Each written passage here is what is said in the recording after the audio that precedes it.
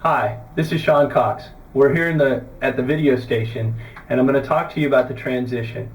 There's some systems out there that have 3D sensors where you put the bodysuit all over the body. It's found some stuff out about the lead wrist in the transition. It's found out about the kinematic sequence, what starts the downswing. Let's dive in a little bit more to this saying that Hogan said that the downswing starts from the ground up, or that it starts with the lower body. It's the same as other sports, throwing motions, tennis. You start with a weight transfer and the energy starts from the ground. However, there's different ways to do this. One of the common things that we see, especially with players, juniors, is they start in the transition with a lot of hip turn. And they, right out of the gate, they get a lot of hip rotation, and they don't really store up the energy or transfer correctly. Up here I've got Charles Howell III. Now Charles is not one of my students. I just like to use this as an example, and I'll show you more in just a second why. But when Charles gets to the top of the swing, as he's finishing the backswing, you're going to see that he starts with a weight transfer to start his downswing. So his arms haven't started coming down, and he starts to transfer his weight. Now there's something specific that I like about Charles, and I'm going to show you this. But he gets his weight transferred over onto his front leg. And as he transfers, notice that he transfers the hip as far as the knee. I do not believe that the knee should get out in front like this in front of the hip. I don't want you to do that as your transfer. But if you watch him, and I've got a different angle here, we're going to look at him from very close up. When you watch him, as he transfers and he starts this transfer, I want you to look at his belt buckle. And when he transfers, notice how the belt buckle isn't really rotating very quickly. Most of its energy is being spent on the weight transfer. And what that does is it transfers us into the lead ankle, where weight is still centered on the lead ankle, and we don't over rotate too quickly.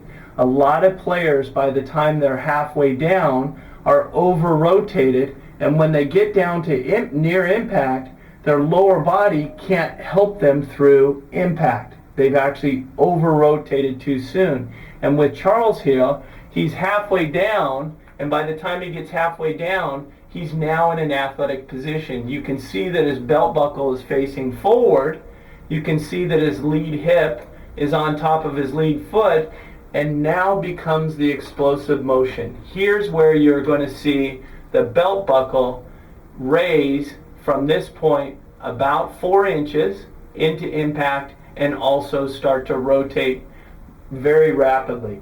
Now, if you notice, every time I click the computer forward, the right leg and the right hip is going with the club. Because through impact, Charles here, because he's in an athletic position halfway down, can use his whole body to help it, or the middle of his body to help him square the face through impact, and then he brings that over into a full follow-through. And so when you see him halfway down, you see this athletic position with his lead hip on top of his lead foot, and now here's where you're going to see the belt begin to rise and rotate, and he continues that motion all the way over into his full follow-through. And now he's posted up in a beautiful finish. And so what we find is too many people, as they transition, have been told to start it with their hips. Well, what does that mean? Does that mean I just start rotating? No, that means that I need to store up some of that energy. And what we found is that if you do some exercises or you try to simulate that, what you can do is get yourself without a club first, cross your arms, load into your trail hip, make sure that that hip comes back and loads into that trail glute. When you load into that trail glute, imagine that there's a wall behind you, and it actually is best to have a wall. Slide that right glute along the wall, keeping this still from rotating. Slide it against the wall, and then from there, go ahead and let this leg post up and rotate and come into that finish.